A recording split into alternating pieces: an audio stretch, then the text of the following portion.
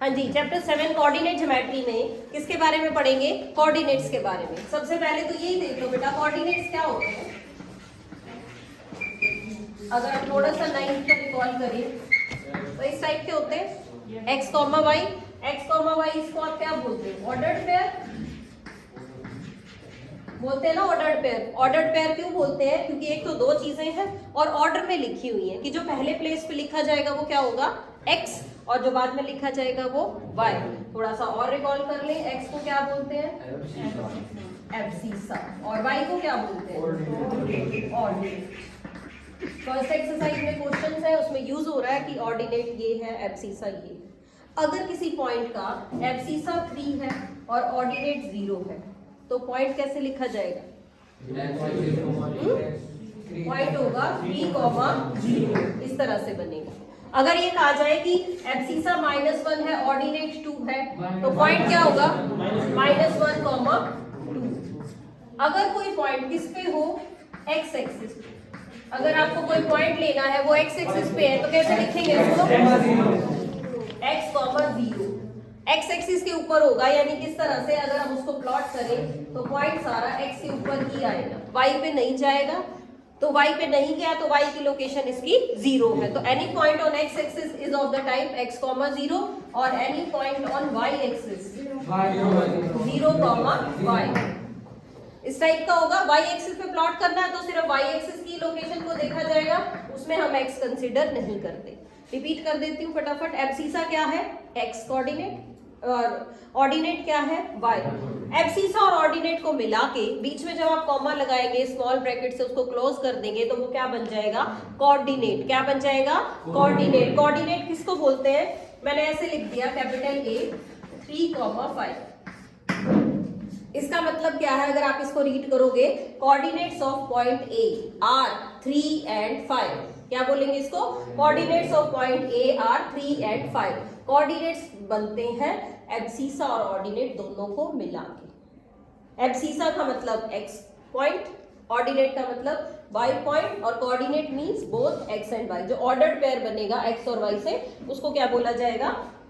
Coordinate. तो coordinate of point समझ आ गया भाई क्या है? आगे चलते हैं। कोऑर्डिनेट के बाद आपको बहुत सारे पॉइंट्स अगर दिए जाए तो हमने सबसे पहले इस चैप्टर में डिस्टेंस फॉर्मूला पढ़ा है। क्या पढ़ा है? Distance formula. देखिए क्या है distance formula.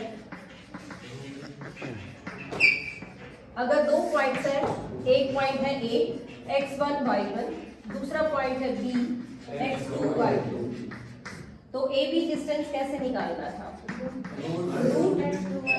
x2 minus x1 whole square और y2 माइनस y1 का होल स्क्वायर।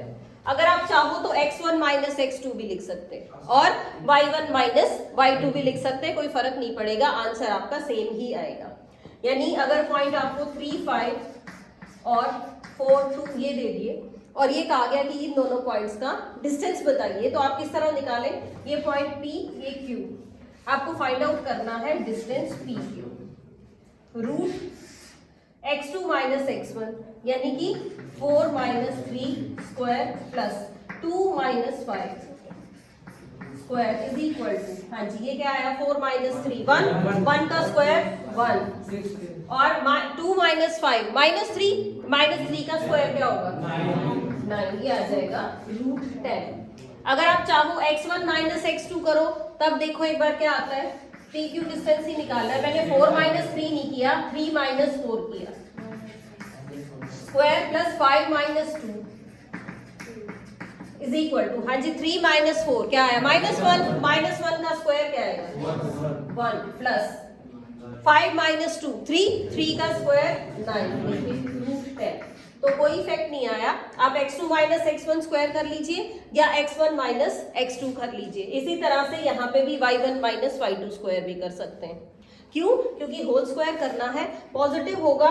जैसे 1 आया तो 1 का स्क्वायर भी 1 ही बना, और यहाँ -1 आया तो -1 का स्क्वायर भी क्या बना? 1 ही बन गया। तो कोई फर्क नहीं पड़ा। इस तरह से आप इसको कर सकते हैं। और देखिए, अगर किसी पॉइंट का ओरिजिन से डिस्टेंस निकालना है तो फॉर्मूला अप्लाई करने की जरूरत भी नहीं है। मान लीजिए पॉइंट आपके पास है 4, 5 और इस पॉइंट का डिस्टेंस आपको बताना है कहां से, ओरिजिन से। ओरिजिन के कोऑर्डिनेट आपको पता है क्या है, 0,0। तो जब आप इससे डिस्टेंस निकालना चाह रहे हैं तो बेटा सीधा ही लिख सकते हैं, ये x² + y² ही करना, क्योंकि दूसरी साइड क्या है, 0 है, तो आपको लिखने की जरूरत नहीं है, आप सीधा आंसर निकाल सकते हैं। ओरिजिन से डिस्टेंस लेंगे तो आ जाएगा 16 + 25 √41। क्लियर होगी बात? तो 2 लाइन और वेस्ट करें, कई बार कंफ्यूज कर देते हैं 0 माइनस करना है या नहीं करना है। जब भी ओरिजिन से डिस्टेंस निकालना है तो आपको कुछ नहीं करना, जो पॉइंट दिया है उसी के कोऑर्डिनेट्स को स्क्वायर करके ऐड कर दीजिए, तो ओरिजिन से सीधा डिस्टेंस निकाल सकते हैं। और देखते हैं, और थोड़ा सा इसका लेवल अगर बढ़ जाए तो हम इसमें ट्रिग्नोमेट्री मिक्स कर लेते हैं। मान लीजिए एक पॉइंट है, उसके कोऑर्डिनेट है, P पॉइंट के कोऑर्डिनेट है a cos θ, 0। फिर Q पॉइंट है, उसके कोऑर्डिनेट है 0, a sin θ। और आपको फिर वही क्वेश्चन है, कहा गया कि फाइंड द डिस्टेंस P। तो क्या करें, रूट a cos θ - 0 लिखने की जरूरत नहीं है ना, तो a² cos² θ प्लस 0 माइनस करेंगे तब भी कोई प्रॉब्लम नहीं है, तो सीधा लिख सकते हैं a² sin² θ। a² कॉमन निकालेंगे अगर आप, तो इसमें आइडेंटिटी बन जाएगी cos² θ plus sin² θ। cos² θ plus sin² θ क्या होता है, 1। ये आ जाएगा रूट a² और क्या कहेंगे इसको, a। तो इस तरह भी कर सकते हैं। हो सकता है ये a sin θ भी यहीं पे लिखा हुआ हो और उधर ओरिजिन के कोऑर्डिनेट लिखे हुए हो 0,0। तो ये डिफरेंट क्वेश्चन है, ट्रिग्नोमेट्री यूज करना हमें कई बार ध्यान नहीं आता, तो इस चीज को भी साथ साथ देखना है कि ट्रिग्नोमेट्री कोऑर्डिनेट ज्योमेट्री के साथ किस तरह से यूज करके एग्जाम में दे रखी। कभी आइडेंटिटी लगवाएगा, कभी आपको एल्जेब्रिक आइडेंटिटीज यानी a + b² या a - b² भी यूज करने को आएगा, तो डिपेंड करता है आपके क्वेश्चन के ऊपर। हाँ जी, डिस्टेंस फॉर्मूला में कुछ पूछना है तो बताओ, नहीं तो फिर आगे चलते हैं। सिंपल डिस्टेंस निकालना हो तो हो जाएगा क्वेश्चन। अब आगे बात कर लेते हैं हम कोलिनियर पॉइंट्स। कोलिनियर पॉइंट्स ये भी फर्स्ट एक्सरसाइज में ही गिवन है, इस तरह का भी 3 पॉइंट्स है, अगर वो कोलिनियर होंगे। देखो बेटा, अगर 2 पॉइंट होंगे तो ही आप लाइन की इक्वेशन बना सकते हैं, ये तो आपको पता है। एक पॉइंट से तो लाइन बनेगी नहीं, लाइन बनाने के लिए कितने पॉइंट्स चाहिए, 2। और अगर बात करें कोलिनियर की, तो इसका मतलब थर्ड पॉइंट जो है वो भी इस लाइन के ऊपर कहीं ना कहीं है। तो क्वेश्चन काफी इंपॉर्टेंट है कि पॉइंट्स कोलिनियर कैसे होंगे। हमारे पास एक लाइन है, ए और बी पॉइंट्स को मिला के बनी हुई है। कोलिनियर पॉइंट की बात करें, it means you have another point, मैंने कहा सी, वो कहीं भी हो सकता है ए और बी के बीच। आपको ये प्रूव करना है कि ये तीनों पॉइंट्स कौन कौन से, A, B and C, these 3 points are collinear, एक ही लाइन में है। तो कैसे प्रूव करेंगे, आप ये ए सी डिस्टेंस निकाल सकते हैं, BC भी निकाल सकते हैं और AB भी निकाल सकते हैं। डिस्टेंस फॉर्मूला से तीनों डिस्टेंस आप फाइंड आउट कर सकते हैं। अगर आपके क्वेश्चन में AB किसके इक्वल आ जाए, AC + BCA, तो हम क्या कहेंगे, दीज पॉइंट्स आर कोलिनियर। समझ आ गई बात? कब कहेंगे कोलिनियर, जब किन्हीं भी 2 पॉइंट्स का डिस्टेंस का सम, छोटे वाले डिस्टेंस ले लेना, 2 छोटे वाले डिस्टेंसेस का सम अगर थर्ड वाले डिस्टेंस के इक्वल आ जाएगा, then the points are collinear. वो आपको देखते ही पता चल जाएगा कौन से कम डिस्टेंस है, कौन सा ज्यादा डिस्टेंस है। किन्हीं 2 को ऐड कर सकते हैं, क्योंकि ये क्या है, सिर्फ नेमिंग है, ए, बी और सी। ये भी तो हो सकता है कि कोई बच्चा जो सी के कोऑर्डिनेट है उसको बी लिख ले और इसको सी लिख ले, तो ये तो आगे पीछे हो सकते हैं। आपने क्या करना है, तीनों ही डिस्टेंस फाइंड आउट करने हैं और फिर ये चेक करना है कि किन 2 कम डिस्टेंस का सम थर्ड के इक्वल है। किन्हीं 2 का भी हो सकता है, sum of any 2 distances is equal to the third distance. तो पॉइंट्स कैसे आ जाएंगे, कोलिनियर आ जाएंगे। इसके बाद बात करें तो आपकी इस एक्सरसाइज में type of triangles find out करने वाले क्वेश्चन है, टाइप ऑफ ट्राइंगल वाले या फिगर देखने। पहले ट्राइंगल्स की बात करते हैं। ट्राइंगल्स में एक तो है आइसोसेलेस वाले क्वेश्चन, कि आइसोसेलेस ट्राइंगल आपको प्रूव करना है। हाँ जी, आइसोसेलेस ट्राइंगल के लिए क्या चीज प्रूव करनी चाहिए आपको? यानी एक मान लीजिए इस तरह से ट्राइंगल है ABC, तो आप प्रूव कर दीजिए। आप क्या करोगे, 3 पॉइंट्स दिए होंगे AB, BC और AC, डिस्टेंस निकाल लो डिस्टेंस फॉर्मूला लगा के। अगर कोई भी डिस्टेंस इक्वल आ जाए तो आप क्या कहोगे, ट्राइंगल इज आइसोसेलेस। अगर तीनों ही डिस्टेंस इक्वल आ जाएंगे तो इक्विलैटरल, और अगर कोई भी डिस्टेंस इक्वल नहीं आया तो स्केलेन ट्राइंगल बन जाएगी। ठीक है, डिस्टेंस फॉर्मूला से रिलेटेड तो इसी टाइप का क्वेश्चन आएगा। फिर 3 पॉइंट्स की बजाय अगर आपके पास आ जाए क्वाड्रिलेटरल की फॉर्म, कि वो क्वाड्रिलेटरल है। क्वाड्रिलेटरल में क्या क्या हो सकता है, या तो रेक्टेंगल बनानी हो, या आपको चेक करना होगा कि स्क्वायर है, या फिर रोम्बस है और पैरेलल होगा। 4 चीजें हैं जो आपको चेक करनी पड़ेगी।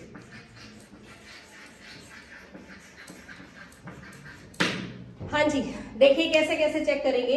रेक्टेंगल की क्या चेक करोगे, ऑपोजिट साइड्स, और ऑपोजिट साइड्स तो पैरेललोग्राम की भी चेक करोगे। अगर हमने डिस्टेंस निकाला, मान लीजिए ये फिगर है आपके पास इस टाइप की, ABCD, आप क्या करोगे, चारों डिस्टेंस निकाल लोगे, AB, BC, CD और DA, चारों डिस्टेंस आपने निकाल लिए।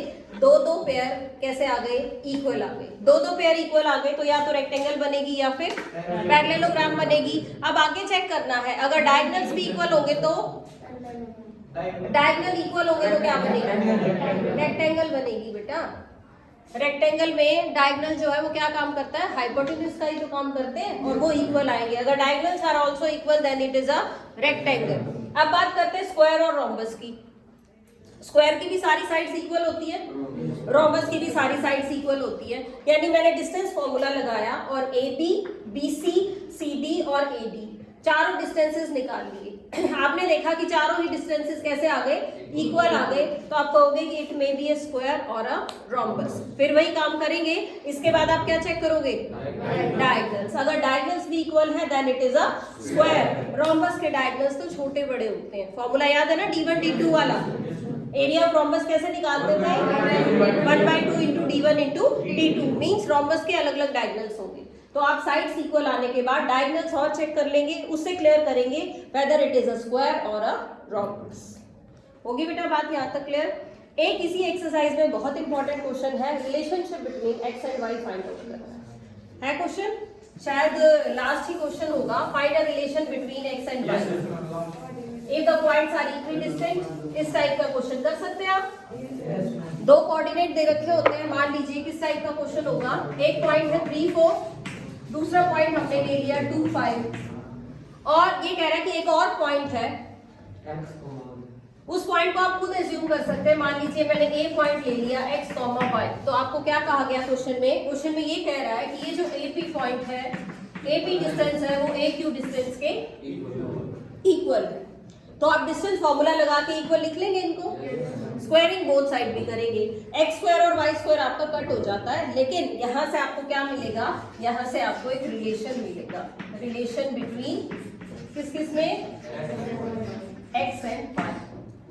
या तो relation between x and y होगा, या फिर क्वेश्चन में रिलेशन ना फाइंड आउट करना हो तो ये जो पॉइंट है ना, ये आपको एक्स वाई टाइप का ना देके या तो कहेगा कि पॉइंट एक्स एक्सिस पे है, या आपको ये कहा जाएगा कि पॉइंट किस पे है, वाई एक्सिस पे। अगर एक्स एक्सिस पे पॉइंट लेना है तो x, 0 और वाई एक्सिस पे लेना है तो 0। अगर ऐसी कंडीशन है क्वेश्चन में तो आंसर निकल आएगा प्रॉपरली। क्यों, क्योंकि एक ही वेरिएबल है दोनों के अंदर। यानी ये कहा जाए कि पॉइंट आपका एक्स एक्सिस पे है और फिर इक्वल डिस्टेंस पे है, तो आप जब क्वेश्चन करोगे तो सिर्फ x आएगा और x की वैल्यू आ जाएगी आपके पास। ऐसे ही अगर y एक्सिस का पॉइंट है तो y आपका आंसर निकल आएगा और आप वैल्यू लिख देंगे। लेकिन अगर x और y दोनों ही आपके पास गिवन नहीं है, कोई भी पॉइंट एक ऐसा दे दिया जिसमें x और y आप दोनों ही एज्यूम कर रहे हैं, तो फिर आपका पॉइंट नहीं निकलेगा। क्या निकलेगा वहां पे, relation between x and y, यानी x और y में एक इक्वेशन आ जाएगी। क्वेश्चन का थोड़ा सा लेवल बढ़ाना हो तो क्या किया जाता है, एक इक्वेशन आप निकालते हैं और एक एग्जाम में साथ दे रखी होती है। आपको ये कहा जाएगा कि this point A is equidistant from P and Q and also एक और इक्वेशन साथ में लिख के दे दी, किसमें, x और y में। तो फिर एक रिलेशन तो आप निकालोगे, एक आपको क्वेश्चन में गिवन होगा। फिर साथ साथ हमें चैप्टर 3 वाला काम भी करना पड़ा। चैप्टर 3 में क्या था, लीनियर इक्वेशन इन 2 वेरिएबल्स, यानी x और y वेरिएबल्स में 2 इक्वेशन आ गई। उसके आगे फिर हम उस इक्वेशन को भी सॉल्व करके ही वैल्यू फाइंड आउट करते हैं। या तो एग्जाम में क्वेश्चन इसके ऊपर बेस्ड आ रहा है, या फिर सेकंड एक्सरसाइज की बात करें हम, तो सेकंड एक्सरसाइज में क्या पढ़ते हैं आप, सेक्शन फॉर्मूला। हाँ जी, सेक्शन फॉर्मूला सभी को आता है। सेक्शन मींस पार्ट, पार्ट कर दिए गए, लाइन को कट कर दिया गया, जैसे अभी हमने इसमें भी देखा, कोलिनियर पॉइंट के केस में पढ़ा था। तो सेक्शन फॉर्मूला क्या कह रहा है कि आपके पास ये 2 पॉइंट्स हैं और इन 2 पॉइंट से मिला के एक लाइन बन गई, और एक और पॉइंट बीच में कहीं भी है। मैंने कहा C is a point that cuts the line A B in 2 parts, और जिन 2 पार्ट्स में दिया कट हुआ उसकी रेशो दे रखी है, क्या दे रखी है, m रेशो n। और ये इसके जो कोऑर्डिनेट्स हैं, ये कहा x1 y1, इसके कोऑर्डिनेट ले लिए x2 y2, और इसके कोऑर्डिनेट हमने ले लिए x, y। तो हम फाइंड आउट करेंगे इस बीच वाले पॉइंट के कोऑर्डिनेट्स। अगर रेशो गिवन है तो कोऑर्डिनेट्स निकालेंगे, अगर कोऑर्डिनेट गिवन होंगे तो रेशो निकालने भी आ सकती है। 2 ही टाइप के क्वेश्चन है आपकी एक्सरसाइज में। तो पहले सेक्शन फॉर्मूला देखते हैं, क्या है, x = m, यहां से m लिया तो पॉइंट आपका बाद वाला लिया जाएगा, यानी mx2 plus nx1 divided by, और इसी तरह से y कोऑर्डिनेट भी लिख सकते हैं आप। क्या लिखेंगे y कोऑर्डिनेट में, my2 plus ny1 divided by m plus n। अगर ये पॉइंट आपको क्वेश्चन में गिवन है तो आप यहाँ पे पॉइंट रख देंगे, और अगर रेशो दी हुई है, मान लीजिए 4:3, 2:3, जो भी रेशो दी हुई है, तो आप रेशो लिख देंगे, तो आपके पास क्या आ जाएगा, पॉइंट आ जाएगा x और y में। अगर किसी क्वेश्चन में रेशो गिवन ना हो, आपको क्वेश्चन ही ये कहा जाएगी फाइंड द रेशो। अगर आपको रेशो फाइंड आउट करने को आ जाएगा तो आप m रेशो n नहीं लिखेंगे। बहुत सारे बच्चे यही मिस्टेक करते हैं, वो क्या करते हैं, m रेशो n एज्यूम कर लेते हैं। लेकिन अगर आपने m रेशो n एज्यूम कर ली, 2 रेशोज मान ली, तो इक्वेशन तो एक ही बनेगी, सॉल्व करने में टाइम ज्यादा लगेगा। टाइम बचाना है, कैसे एज्यूम करेंगे, k रेशो 1, और किसी भी एक कोऑर्डिनेट से ही k आ जाएगा आपका। मान लीजिए k की वैल्यू आ गई इस तरह से 2/3, तो इसको क्या लिखेंगे, k रेशो 1 की फॉर्म में आप लिखना चाह रहे हैं, तो 2/3 रेशो 1, और ये जो 3 है ये उधर शिफ्ट हो जाएगा, यानी 2:3। थोड़ा सा अगर और लेवल बढ़ा दिया जाए इस क्वेश्चन का, और रेशो वैसे आपके सिलेबस में नहीं है, रेशो अगर नेगेटिव आ गई, वैसे तो कोई क्वेश्चन आपको मिला ही नहीं होगा अपनी बुक में इस तरह का, रेशो आ गई नेगेटिव, तो आप क्या लिखोगे, -2:3। नेगेटिव रेशो कब आती है वो समझ लीजिए। कई बार हॉट्स वाले क्वेश्चन आ जाते हैं और फिर उसमें समझ नहीं आता, हम आंसर नेगेटिव दे देते हैं। आंसर नेगेटिव क्यों आया है ये देख लो। अगर पॉइंट है आपके पास a और b, हमने रेशो निकाली, पॉइंट को किसके बीच में लिया, a और b के बीच में लिया। अगर रेशो पॉजिटिव है, यानी आंसर है आपका 2:3। इसका मतलब तो ये है कि ये जो पॉइंट है ये इसको इंटरनली कट करता है। ध्यान से सुनना इस बात को कि ये जो पॉइंट C है वो इस AB लाइन को कैसे कट कर रहा है, इंटरनली। इंटरनली मतलब C पॉइंट लाइन के अंदर ही है। अगर आपकी रेशो आती है नेगेटिव, यानी K की आप वैल्यू निकाल रहे हैं और वो नेगेटिव वैल्यू दे रहा है, चाहे यहाँ पे हो चाहे यहाँ पे हो, हमें नहीं पता कहाँ पे नेगेटिव आया। नेगेटिव पॉइंट का मतलब है कि ये जो रेशो है ये आपकी एक्सटर्नली डिवाइड कर रहा है। कैसे डिवाइड कर रहा है, एक्सटर्नली, यानी ये जो पॉइंट C हम बीच में प्लॉट कर रहे हैं इस लाइन के, ये यहाँ ना होके ये जो C पॉइंट है ये इस लाइन के बाहर है। आ गई बात समझ में। तो नेगेटिव जो रेशो आती है वो सिर्फ इसको शो करता है। सिंपल क्वेश्चन था आपकी बुक में, नेगेटिव रेशो आएगी ही नहीं, यानी आपको जो भी पॉइंट लेना है वो इंटरनली ही लेना है। लेकिन फिर भी एग्जाम में कहीं आपके पास ऐसा क्वेश्चन आ जाए कि रेशो या K की जो वैल्यू है वो नेगेटिव आ जाए, तो आंसर आपका वही है, सिर्फ आप ये लिख देंगे कि it cuts the line in external not internal.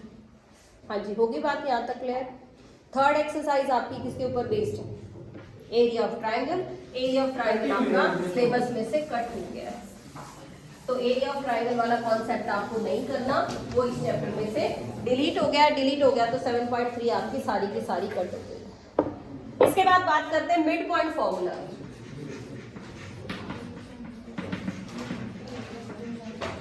हाँ जी, मिड पॉइंट फॉर्मूला क्या है? मिड पॉइंट फॉर्मूला का मतलब है जो रेशो हम k रेशो 1 पढ़ रहे थे या m रेशो n पढ़ रहे थे, उसका काम खत्म हो गया। जितनी रेशो यहाँ है उतनी ही यहाँ पे है, चाहे आप k रेशो 1 लिख लीजिए, चाहे आप m रेशो n नहीं लिखेंगे। अब मिड पॉइंट है, बीच में है, इसका मतलब जो रेशो यहाँ है वही रेशो यहाँ पे है।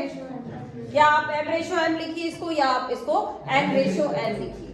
हम वो भी काम नहीं करते, हम कहते हैं रेशो इक्वल है ना, तो इसको 1 रेशो 1 ही कंसीडर कर लिया जाता है। ठीक है, सिंपल फॉर्मूला लगाते हैं, x is equal to x1 plus x2 divided by 2 and y is equal to. Mid point formula के ऊपर बेस्ड सबसे इंपॉर्टेंट क्वेश्चन सर्कल में से निकल के आता है। ठीक है, हमेशा देख लेना, आपकी मिसलेनियस एक्सरसाइज जो ऑप्शनल एक्सरसाइज है उसमें भी है, और आपकी शायद इस एक्सरसाइज में भी होगा। क्वेश्चन किसके ऊपर बेस्ड आएगा? सर्कल के ऊपर। सर्कल में क्यों है सर्कल के ऊपर बेस्ड क्वेश्चन? क्योंकि ये है सेंटर। अगर आपको एक आ जाए कि डायमीटर है, ये कोऑर्डिनेट भी दे दिए जाए, ये भी दे दिए जाए, तो आप सेंटर निकाल सकते हो। क्यों? क्योंकि जो सेंटर है आपका वो मिड पॉइंट का काम कर रहा है, तो इस पे भी क्या लगता है? मिड पॉइंट फॉर्मूला लगता है। या तो आपको इसके कोऑर्डिनेट निकालने होंगे, या सेंटर के निकालने होंगे, या बी के निकालने होंगे। 2 कोऑर्डिनेट्स आपको दे दिए जाएंगे, तीसरे आपको निकालना है। तो ये क्वेश्चन आप लगा के चलिए, अगर मिड पॉइंट फॉर्मूला के ऊपर बेस्ड आया तो इस टाइप का क्वेश्चन जरूर मिलेगा आपको।